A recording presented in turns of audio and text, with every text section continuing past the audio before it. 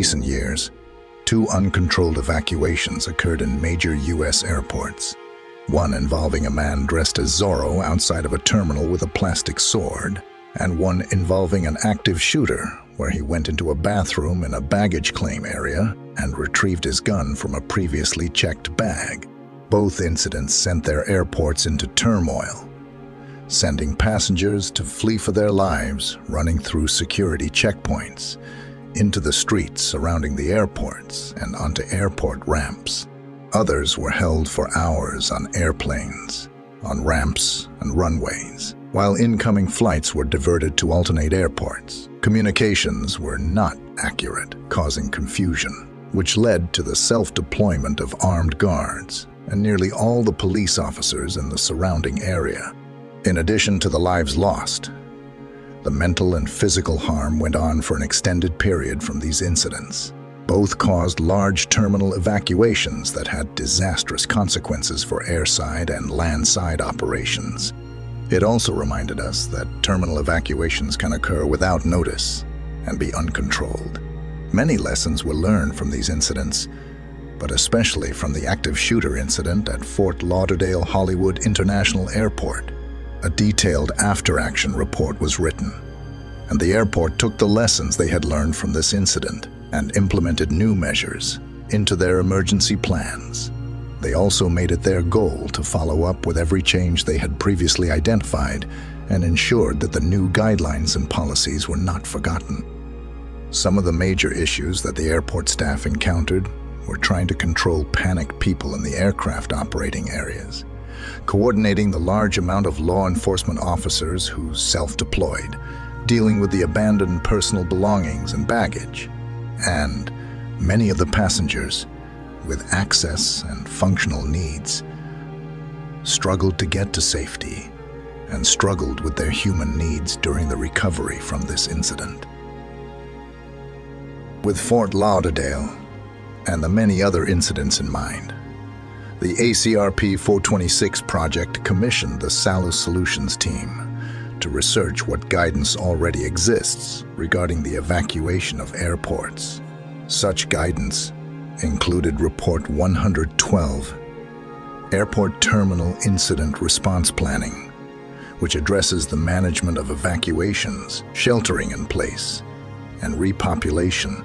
However, 426 focuses on uncontrolled evacuations and supplements the previous research with triggers for uncontrolled evacuations, designated assembly areas throughout the airport, roles of staff during evacuations, marking of evacuation paths, preventing panic, and the role of law enforcement in clearing terminals for repopulation. Our research found that most airports were struggling with the same issues.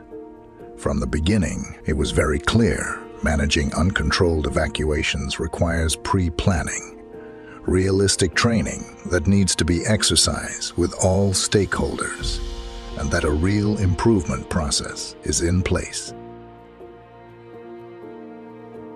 We also found that holding regular tenant and stakeholder meetings provides a platform to review the most recent events and disseminate the after-action reports to convey the importance of improvement opportunities. This is also the time to build necessary relationships and trust. Communication is also a key factor. By using existing digital signs and directional lighting, even if passengers are not fluent in English, they can easily follow directions to marked assembly points or shelters.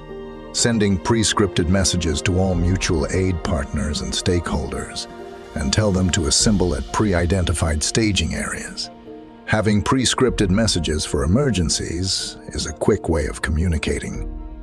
Other important facts were uncovered, such as smaller airports that have less staff members use a all-hands-on-deck approach, while the larger airports most likely will rely on first responders. Some airports do not have evacuation training for badge holders, and some only receive it once while going through the badging process. And that it's important to appoint assembly area leaders and use detailed checklists when moving passengers to safe locations or family reunification. An airport must effectively utilize law enforcement from other terminals within the airport. All personnel in the airport must be trained on the safe handling of important information and confidential communications, so people do not overhear and cause unnecessary panic, and to manage an incident from an incident command post and the Emergency Operations Center, using ICS and NIMS that provide the structure for managing all incidents. Visible signs to show shelters and assembly areas that can be seen from a distance are important. Directional lighting and floors that are activated during an incident, just like on a plane, is a good option, especially for people that don't speak the local language, or if people are crawling to safety from a fire. Arrows are universal.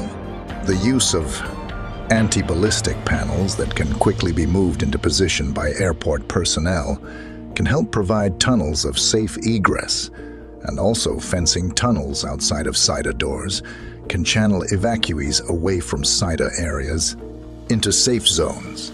An airport must also ensure that all local law enforcement and regional authorities know how to respond to an airport incident and to pre-identify staging locations to prevent bottlenecking, self-deployment, and blue-on-blue catastrophes.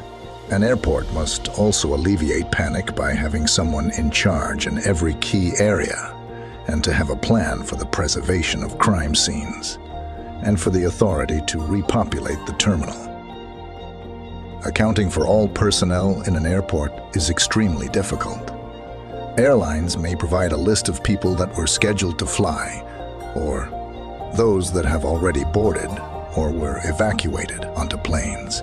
TSA may be able to provide lists of passengers who have been screened, and assembly area leaders may be able to provide names of the individuals that they have sheltering in place. Make sure to have security conduct a sweep of all airport spaces and solicit the public to report missing people. Care and feeding of passengers that are sheltered for a long duration is easily overlooked during emergencies. Cases of water, meals ready to eat, mini pop-up bathrooms, first aid and stop bleed kits, strategically placed in all locations, can be crucial, especially for elderly, small children, and people that have medical conditions such as diabetes. Relief pads for service animals can also be helpful. Passengers may also abandon their personal bags, leaving important snacks, medications, and hygiene products behind. To determine who has the authority to reopen the specific parts of the airport, whether it is safe to reopen, and how the incident may change the location of gates. Ensure that information is being put out before and during the re-entry process. Important lessons can be learned from every incident and exercise. Airports need to meet on a regular basis to evaluate and improve their plans and ensure training is being improved, and that stakeholders are improving their training. The financial and emotional cost of uncontrolled terminal evacuations is enormous, and it can take days, weeks, and sometimes years to recover. These strategies and many more provided in the ACRP 426 guidebook will help you prepare and reduce the impact. A free copy of this guidebook can be downloaded from the Airport Cooperative Research Program's reports website.